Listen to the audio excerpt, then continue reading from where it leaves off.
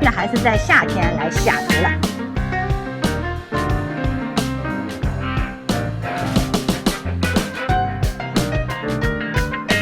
著名的那个摩天轮。1912并不是星巴克创建的年份啊，秀一下恩爱。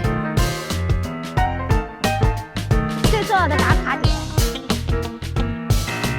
带着小狗看世界。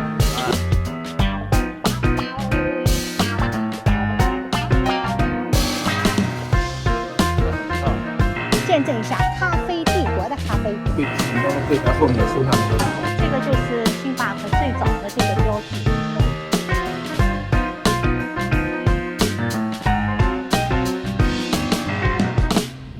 大家早上好。早上好，我是 Melody， 我是 Kevin。今天将是我们西雅图新的一天，我们将去西雅图，乘坐渡轮去西雅图，听上去比较绕口，但是就是去坐渡轮去西雅图。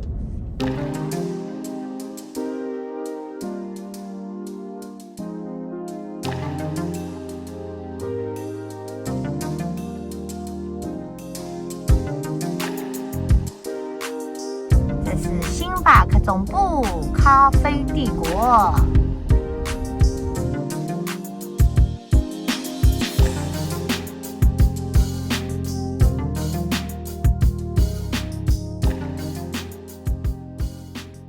我们之前呢有拍过一集视频，是关于如何从西雅图坐渡轮去西雅图玩的一个视频。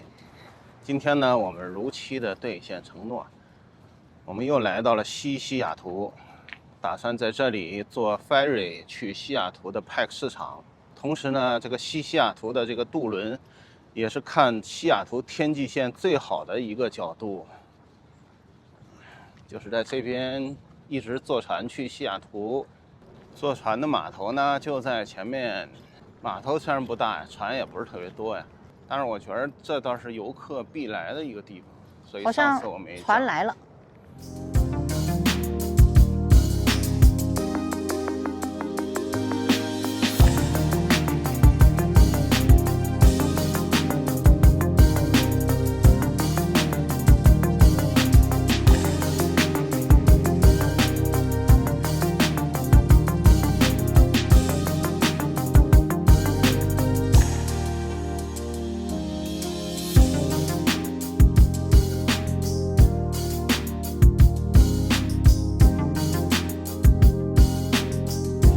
期呢明显就不一样了啊！上次看这个船根本就没几个人坐，这次2楼甲板上都塞满了都。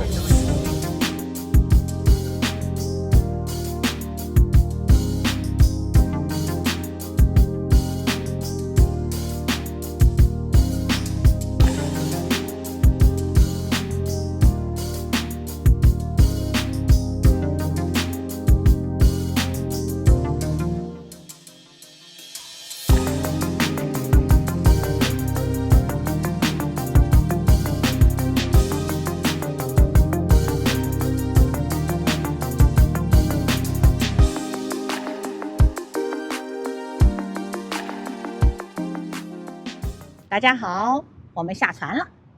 我们终于还是在夏天来西雅图了。我们今年3月份来过西雅图，还做了一期视频，说为什么春天来西雅图。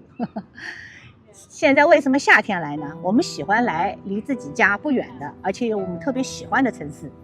当时我们推荐了后面的这个渡轮 ferry 啊，从西雅图到downtown的往返的。因为当时时间不够啊，我们自己并没有乘坐。但是呢，这个愿望在夏天还是实现了。我们经常会旅行，我们会去很多地方，比如说我们会去南非，会去津巴布韦，会去东欧，这些城市我们都特别喜欢。但是因为交通和距离的原因，你不可能频频造访这样的一个城市或者这样的国家。但是呢，西雅图是我们居住在温哥华的人最喜欢来的邻近的一个城市。为什么喜欢呢？因为你喜欢在春天来、夏天来、冬天来，在你的不同的年龄来。这样呢，你的人生的旅行的版图呢也就拼齐了，你的拼图呢也就完整了。好大的拼图啊！渡轮的价格呢也非常亲民，5块7毛5啊。我们并没有提前购买，到达了码头，远远的看见船驶过来了，然后我们就在 app 上买了，也没有什么预订费，也没有什么就是各种各样的杂费啊。app 上一点，然后就可以了。对，它其实就是室内的一个通勤的一个工具。其实我们复刻了在上海浦江游览的这个价格。上海呢，很多人都喜欢去做浦江游览，但是其实如果你没有那么多的时间要求的话，可以在公平路坐2块钱的渡轮到浦东。我们在这儿也是复刻了这样的情况。我们实话讲啊，那2块钱比起这个要转多了啊，那毕竟是江嘛，角度不是正对着东方明珠的。对，那当然了，因为每个城市的它的地理构造不一样，那么只是说这个形式是我们复刻了。5块7毛5，从西雅图来到西雅图啊，远远的从远到近看这个整个西雅图的天际线。那么在上海也是一样，就是因为上海这样的轮渡的这样的方式启发了我们，所以我们愿意用这样的方式来旅行西雅图。希望这种性价比比较高的旅行方式，你们也能喜欢。而且这个不光性价比高啊，确实是无可挑剔。对，我也知道有几十块钱的那种游船在里边，我也不知道什么样的路线，可是我想不出比它还要就是正对着这个天际线的这个路线啊。他们是环形的嘛，我们是这样做的时间长，正面做的。大家如果还想继续听一下关于这个渡轮的有一些信息的话，欢迎大家去看一下我们为什么春天一定要去西雅图这个视频。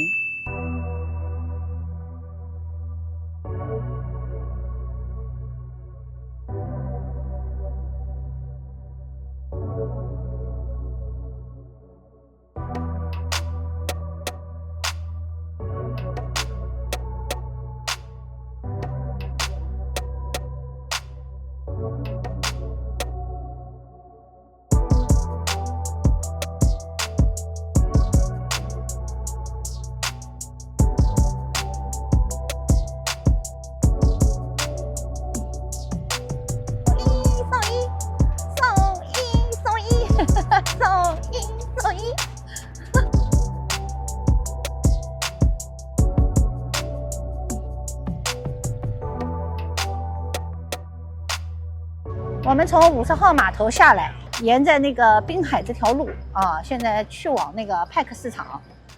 那么这沿线的这条路修建了整个那个靠海的这一路，对，前面更有很多立体的交叉的，好像这种城市天桥啊，让你就是俯瞰整个这个滨海的样貌。可以说吧，5年前如果你来这儿的话，对这儿的印象不咋地的话，现在再来那就是完全大变模样啊。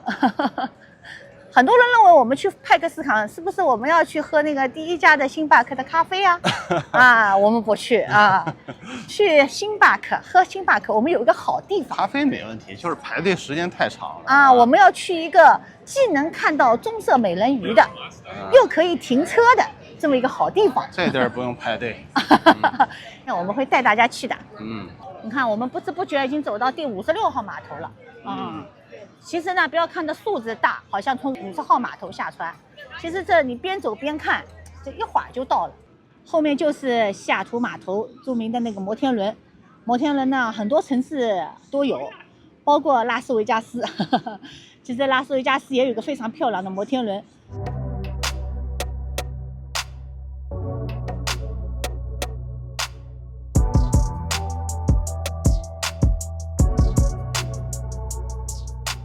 前面这个开阔的这个像城市公园一样的地方就是新修的。对，新修的东西很多嘞。我们走在这个西雅图的这个海边啊，我们感觉有点像旧金山的渔人码头啊。哎，很像，很像。对，而且但是我感觉比旧金山的渔人码头好像更漂亮，可能是他刚刚打扮过啊，刚刚花了几十亿美金，到底不一样，没有花钱的不是。对，而且它好像比旧金山那个更亲民。旧金山那个好像还有点原汁原味码头的感觉。对，它如果再有一些礁石上再趴一些海狮啊、海豚啊，那就是基本上就是8、9成像了。打通了之后啊，真的一改我们原来对西雅图的印象。原来对西雅图的印象就是派克市场，千万别到马路这边来，一到海边全都是大工地，也不知道他修什么。当然，那会儿也没去关心他在修什么啊。主要是看当时的风景呢是觉得没法看啊，就是这个海滨简直就不像海滨。这个滨海大道啊，修好了之后啊，特别有一种海滨城市的感觉啊。啊，它有非常非常高的人气啊。对。然后旁边也是非常丰富的商业。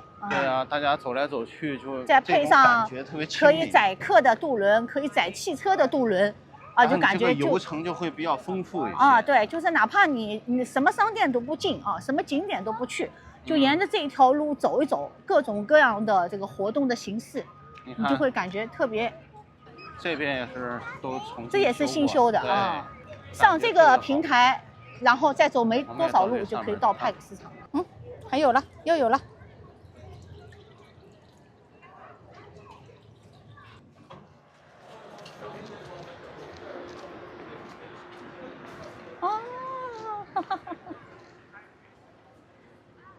59号码头，如果记不住各个景点的要素的话，可以记它那个码头的编号。我们现在上着这个平台就是59号码头，不记也罢，打远都能看得到。对，这平台角度很高了啊！我觉得这平台的角度不比那摩天轮低多少的。对，这个码头应该就是停邮轮的地方啊。啊，对对对，好像有看见过。或者很多游轮就从这儿就出发了。阿拉斯加很多游轮就是可以选择西雅图上，温哥华下啊，然后西雅图上下。温哥华上下其实是比较少的。这边平台修的都很好，真的不是以前的西雅图，大变模样啊。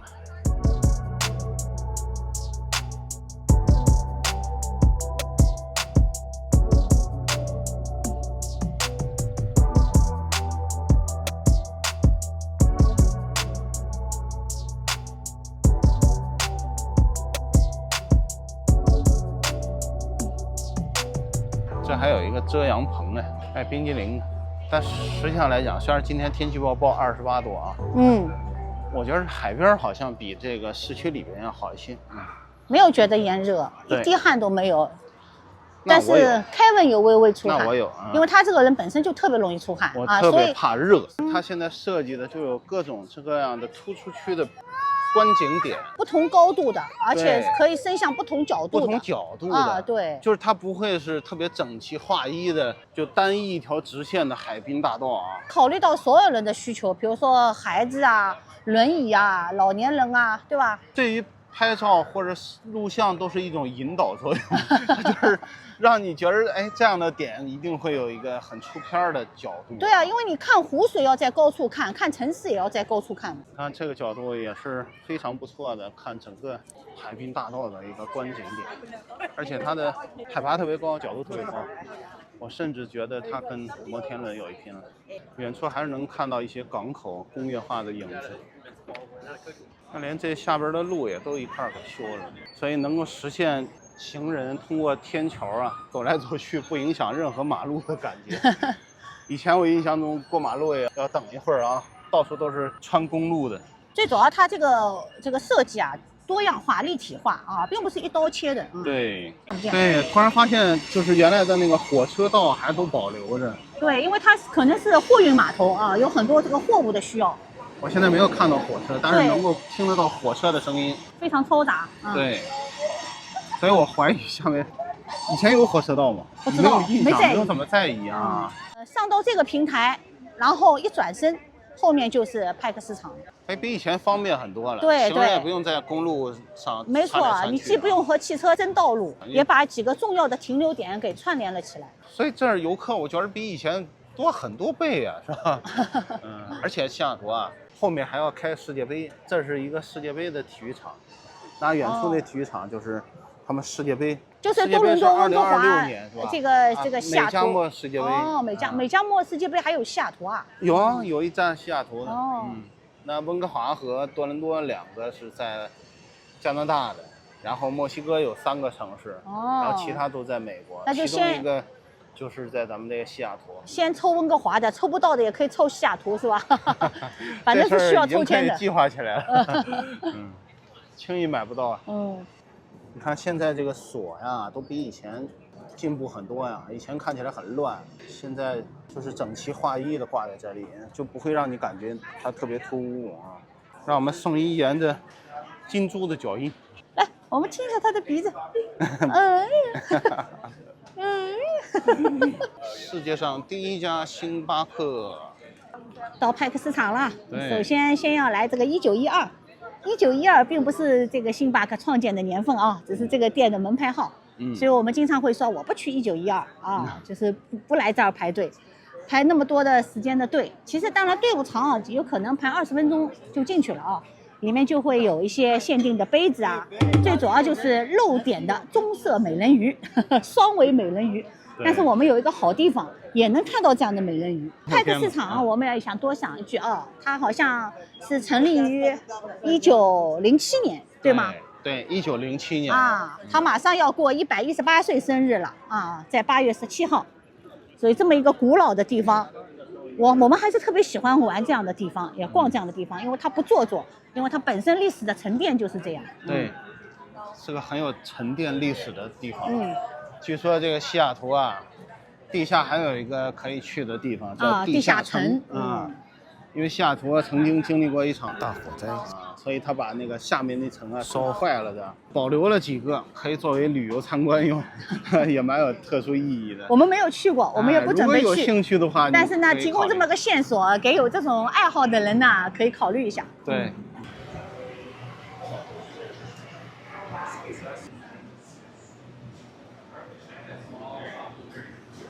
啊，美食参观团，现在是个旅游团。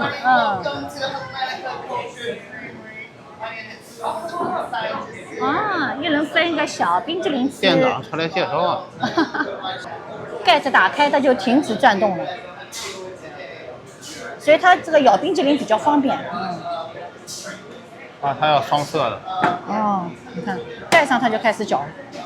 所以它这个冰淇淋根本不需要费很大力气，有些冰淇淋店那个小姑娘都勺都用尽全力啊。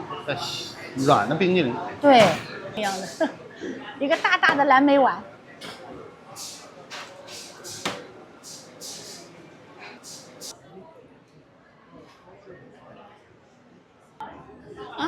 秀一下恩爱。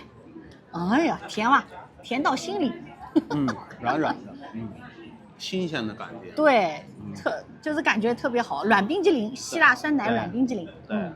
我们也没走，就在他门口吃。我们就是活广告，津津有味的在店家门口吃着美味的东西。外面是阳光明媚，我们这儿是香甜美味。它不同于原来的那种抠出来的球啊。对啊，它就是比较新鲜软软。灰密，绵密，而且我感觉特别新鲜，就这个新鲜感就能征服你。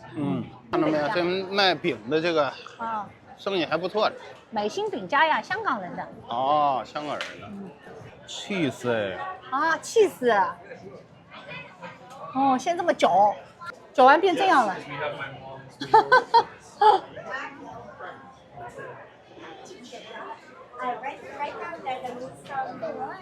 cheese。哇，大体抽哎。这里还描绘了一个派克市场特殊的历史。在1941年的时候，这里有2/3的农场工人都是日本人。这里还有富士山的照片，但是到今天一个都没有了。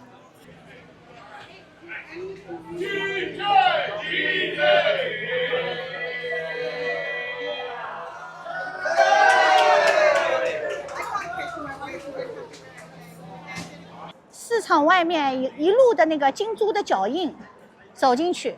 对，在这里，一路走进去。上面还有它的肖像画。这个是派克市场的最重要的打卡点，我们是一定要来拍张照的。然后在这个下面啊，就是巨恶心的那个口香糖墙，在这下面。对，这个楼梯下去，我们就不去了如果怕恶心的话，千万别去我也不想去，我也不想拍。就这样，原来说有个剧院，然后等剧院看电影的时候，他们会吃口香糖粘在墙上。对，反正历史的遗迹吧。看到没？这儿金猪的脚印啊！一路进市场。在这里。哦，一个美女坐在上面。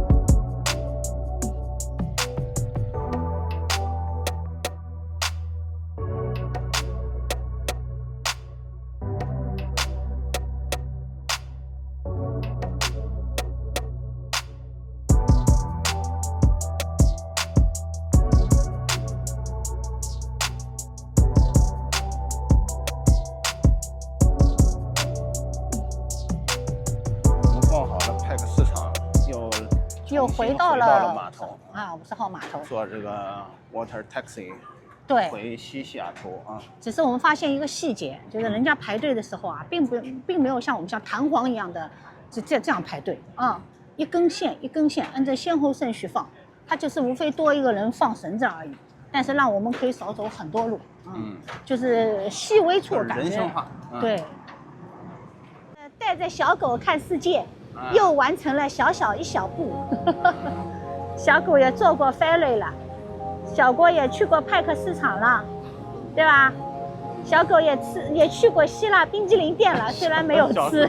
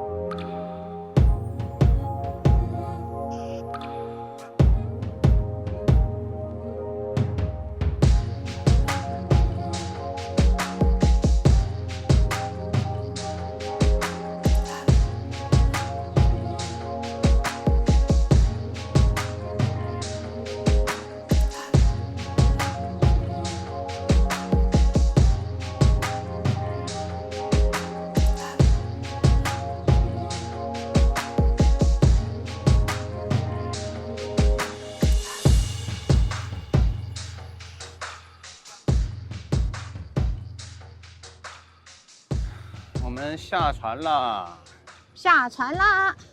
来回还蛮多的23美刀。对，小狗是免票的。我们看了一下派克市场那边有一些私人停车场啊，2小时20美刀。那还不一定有地方嘞。对，是，而且这个你停了2小时是不可能回得来的。对呀。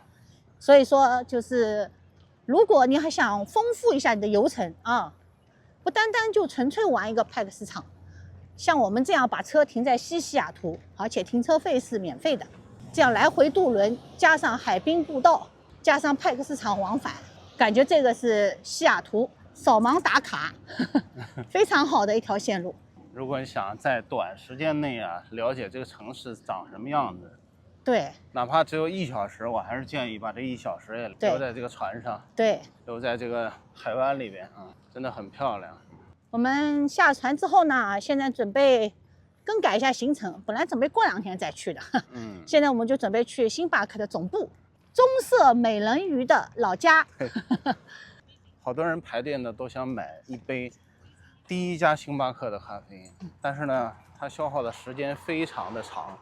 我看今天至少要40-50分钟才能而且没有地方坐喝上自己的咖啡我们也是非常推荐来西雅图的人去这个咖啡帝国的总部。所以你可以看这个第一家星巴克，但是如果想喝的话，我建议你去星巴克全球总部喝。对，这也是全球只有1家。不仅店装修特别的豪华，对空间特别宽敞，而且人也不是特别多。当然，别打脸今天毕竟是暑期我们之前来过的时候，之前来过，我觉得并不空间上、装修上并不亚于什么星巴克一些烘焙中心啊。对，包括在上海南京路上也有。特殊的意义啊，对吧？对，它是全球的总部啊。对。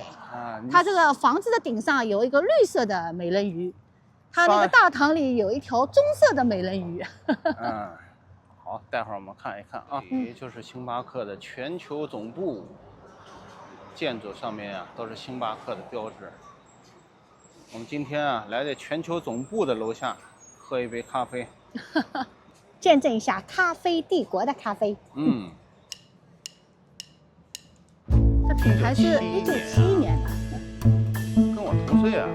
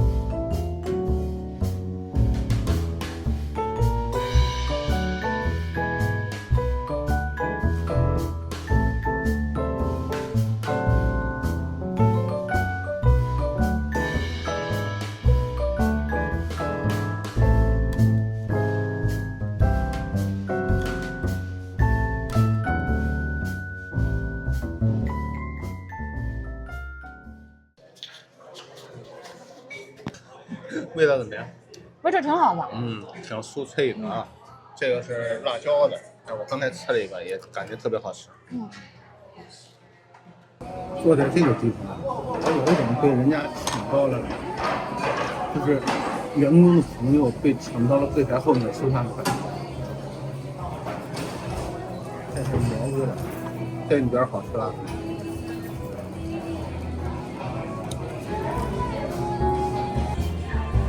卖了几个来看这个杯子，到哪都看杯子。理解这个，因为我一说，你看书、咖啡和鱼，对，再加上西雅图的 C 海，对吧？这个组成了一个西雅图的最根本的生活和文化。对，所以说普通的杯子加上几个单词，这完全是一种就是对西雅图生活的一种诠释。没错，今天去的冰淇淋店居然也有西雅图雾这么一个品种，所以以后卖东西啊都得加上当地元素，有文化。这个版本也是这样。这下面1223，这个是经度啊，纬度啊，所以这个对西雅图的生活啊，我们只是就是了解有点肤浅啊。如果有其他更好的解释的，可以帮我们留言告诉我们。你看，只有这儿才会有的棕色的美人鱼。这个是最先的那个星巴克的标志，棕色露点美人鱼双尾。对，这个一星呢，这个其实不稀奇的，一星哪里都有。对，很多城市都有啊。这个还是蛮生动的啊，这个也是棕色的。这个不也是吗？对，但是这个好像更像，这个头发这种大波浪的更像。大波浪。这个就是星巴克最早的这个标志，露点的双尾美人鱼。你看，它不但卖咖啡、茶，还有香料啊。